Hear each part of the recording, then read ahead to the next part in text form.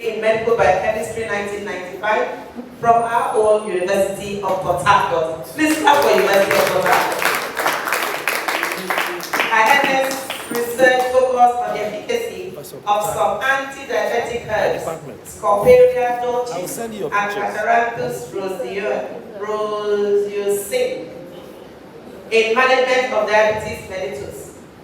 Dr. Anyangwe-Ngute holds a BSc degree also, first class honors in biochemistry 1991 from the same University of Port Harcourt, Nigeria.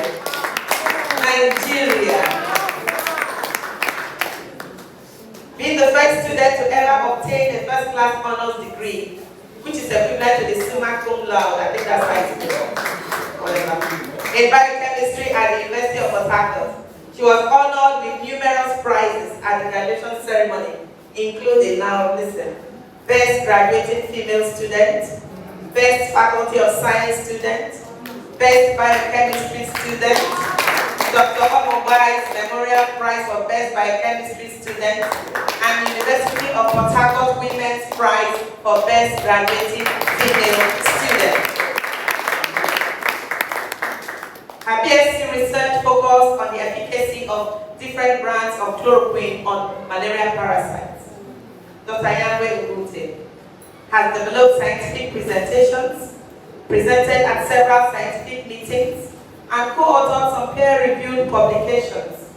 She is a member of several professional organizations, including Society of Toxicology, Food and Drug Law Institute, Genetic Toxicology Association, African Society of Toxicological Sciences, and Association for Women in Science. Yes, I think we can clap for that. Dr. Anyangwe-Ngute has specific interest in cancer awareness, with a focus on early detection and screening, and nutrition as essential steps towards reducing the burden of cancer. She is a certified health promotion instructor as a volunteer with the American Cancer Society, where she conducts new volunteer speaking training. She has been an invited speaker during Cancer Awareness Month and annual health fairs at the office of the Commission Corpus Management, Rockville, MD, National, now this name, Wesleyan, is that how it's pronounced? Wesleyan Church, Pierceville, MD, Agape Life Ministries, Laurel, MD. Oh, these names are many. I'll continue. She has acted as moderator and or panelist at several conferences on cancer, such as the ACS African American Men Health Conference, Wisdom, Wealth and Wellness Conference, and All Cameroonian Cultural and Development Foundation, Cancer Awareness Symposium also. Overall, Dr. Njwen Anyangwe-Ngute is passionate about education. She's passionate about science. She's passionate about health. Yeah. She's passionate about education, science, and health. Her other interests include interior decoration, photography, and traveling. She is married to Dr. Franklin Njwen. Dr. Njwen Anyangwe-Ngute's brief biography.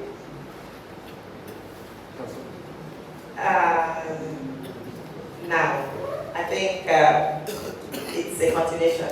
Ladies and gentlemen, I want to present to you our keynote speaker, Dr. Njwen Anyangwe-Ngute. Please can we just give a round of standing ovation? Yes, ma'am.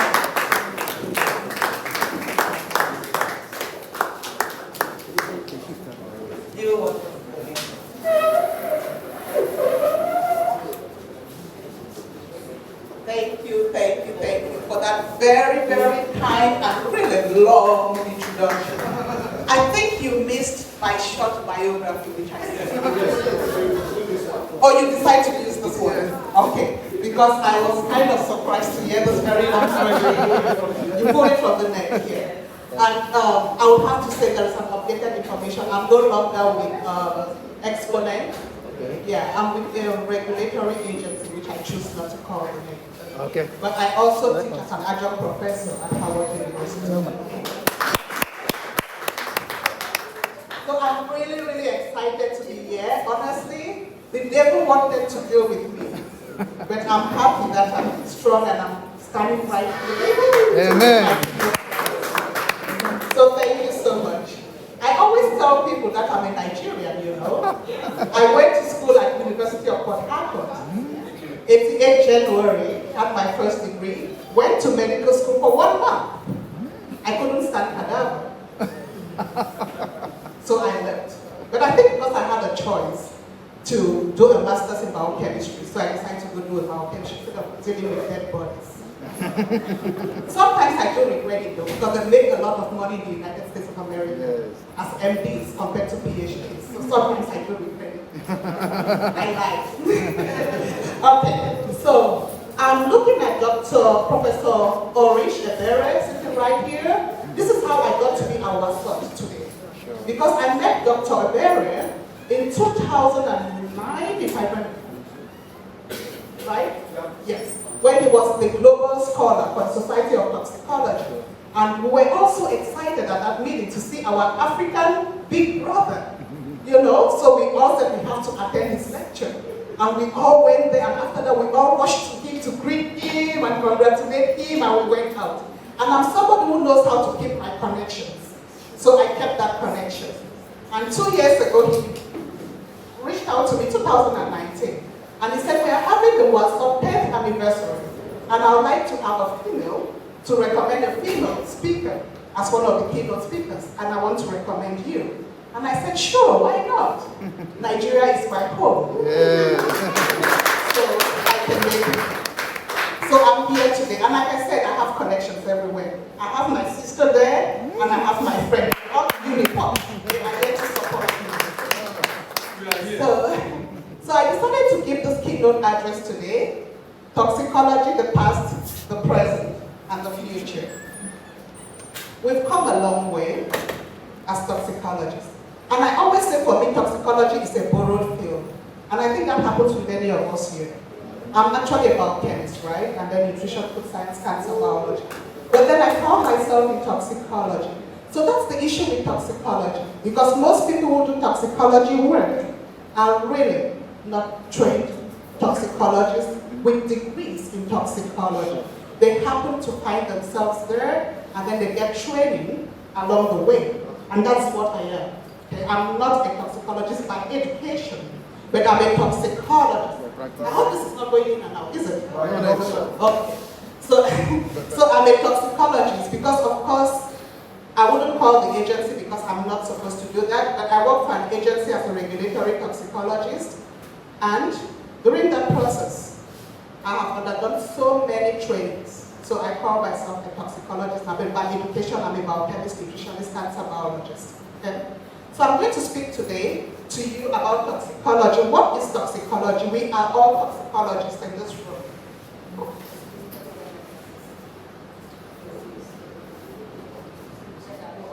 So those are the limitations. I guess that's why they're developing more and more to now have what we have, like a human on the chip. So those are the limitations. There are limitations, there are uncertainties. So it's not ready for prime time. We have to also validate all of these methods. There must be validation. And it takes a while for validation. So it is not ready for prime time. But the truth is, this is the future of toxicology. This is the future of toxicology. The future is now. The train is moving. We all should get on board that train. So some thoughts to consider for us as African toxicologists. What are some of the thoughts? Are we prepared? Are we prepared to embrace this future of toxicology? Are we?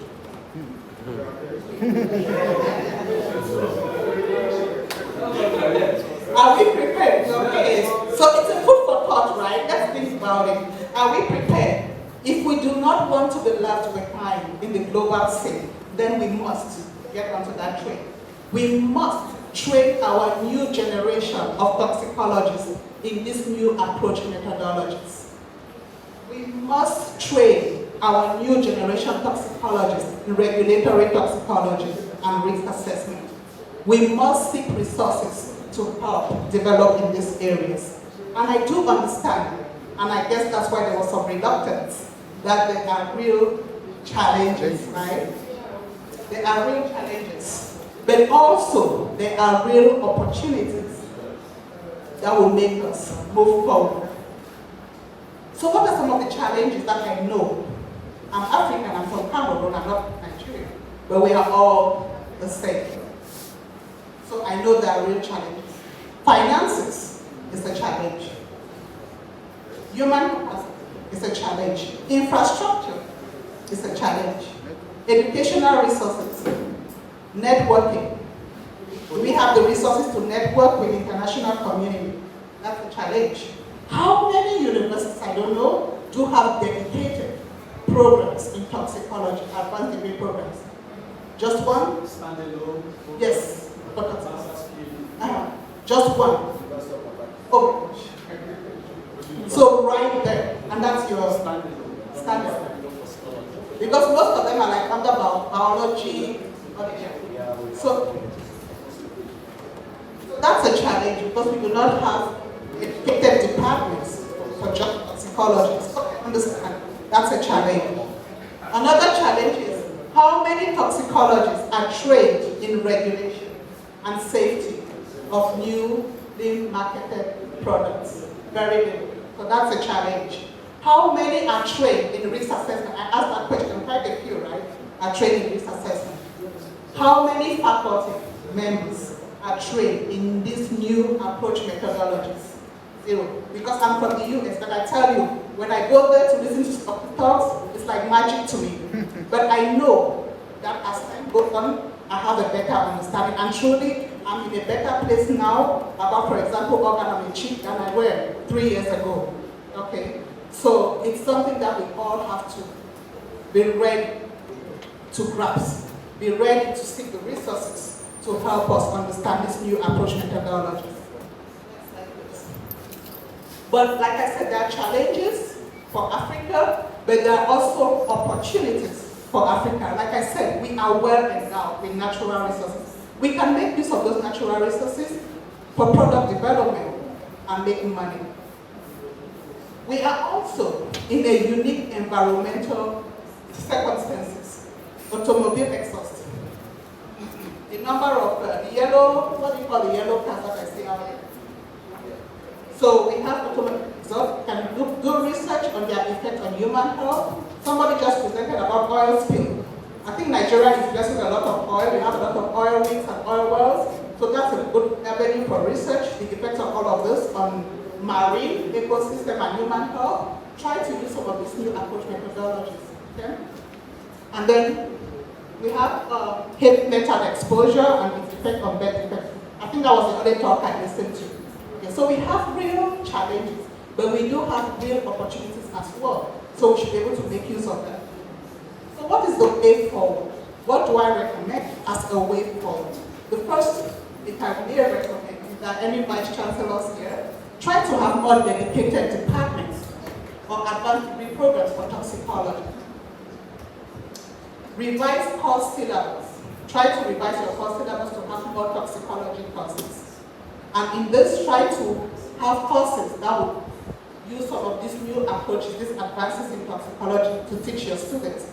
Get guest speakers that are really experts in these areas to provide big workshops, symposium, seminar, to be able to train your students in this. There are global exchange programs for early, mid, and late career. Professor Orisapa is a typical example. You can contact him. There are so many programs, student exchange programs, that you can get involved in. Fellowships like the Fulbright. Okay? There are so many online webinars, courses that you can do. I know the challenge for us next time. Okay, right there. I know the challenge for us is finances, but again, there are some free webinars, there are some free workshops that you can learn some of these techniques through those free workshops. So don't be deterred by the financial aspect of it. Okay. We can also make sure that we are conducting research that is impactful to our society. I am not fully in academia. Academia is a part-time thing for me. I teach as an adjunct professor at Howard. So I'm not under the publish or perish, okay? But I know that's a drive for us as academicians. You either publish or you perish. So we just do the research and publish. What is the impact of that research? So let's try to conduct impactful research. Improve our research culture. Modernize toxicology by incorporating some of these new technologies. Pragmatic use of our research findings. Is that research finding going to help you in developing a new product? Is that research finding going to help you in promoting and protecting public health? Is that research finding going to help you to set a limit that above this limit, no child should be exposed to any pesticide residue on apples above that limit? So we have to do research that's impactful. Information sharing and collaboration. So maybe networking with other researchers would help. Instead of trying to do your own research by yourself, maybe collaborating with other peers help. Train toxicologists in regulatory toxicology and risk assessment to promote and protect public health. Develop resources for collection of adverse events. You know, we are in COVID pandemic. I see a number of us are not wearing a mask. I am fully vaccinated, but I should be wearing my mask. It's a childhood. But I know that in the United States, we have a lot of vaccine hesitance from the black community. I don't know about Nigeria, I don't know if it's the same thing. But maybe if your NAFDAC has what we call a vaccine adverse event reporting system, I don't know if they have that, where people can report adverse events when you take the vaccine. Maybe that would make you feel better about taking the vaccine. If I take the vaccine and I have high fever, I can let NAFDAC know, okay, and that will help them to build a risk profile for the vaccine. So that's something they should be thinking about. What about developing an adverse event reporting system for drugs, for dietary, for foods? So those are things you should be thinking about. Poison control centers. Okay, so those are all. One slide back. Okay, you're right. So those are all things we should be thinking about for the way forward. Next slide. So what are some of the resources that we can leverage? There are a number of international professional societies. Society of Toxicology has a global presence. So if you're here, I think it would be good to try to have a membership. I know their fees are a little high, but last year, Professor Aina Adiegun, she was the past president, immediate past president of Toxicologists of African Origin, which is a special interest group under escorting. She was able to make it possible for students and from developing countries to have it at a reduced rate. So there are opportunities that you can become a member, attend meetings, but also try to submit abstracts. Try to apply for travel awards. So that can make you come over and you get to learn some of these new technologies. Okay. Next slide, please. I already talked about the ESCOT, the Global Senior Exchange Program. There's also the Toxicology Education Foundation. I'm a board member of that foundation. Dr. Michael Dawson is the president. There's a lot of information, educational on that website. It's called Toxicology Education Foundation. It's more environmental than cool. So if you're interested in environmental, you can go to that website and get more education for yourself. And then IUTOX, which is the umbrella of so many toxicology associations. They have a lot of CE courses, workshops, webinars that you can attend. Again, I know finances might be a cost, but try, you might be lucky to find a free one or at a reduced cost. And then you have Toxicology, Health Excellence for Risk Assessment, again by Dr. Michael Dawson. He goes to, I think, South Africa, Ghana, I think he's been to Nigeria to conduct training on risk assessment. So if you can get somebody like that to train more people on risk assessment, that would be wonderful. And then you have so many resources for those who are clinical toxicologists and forensic toxicologists. Next slide, please. So, like I said before, the future of toxicology, we must embrace as African toxicologists.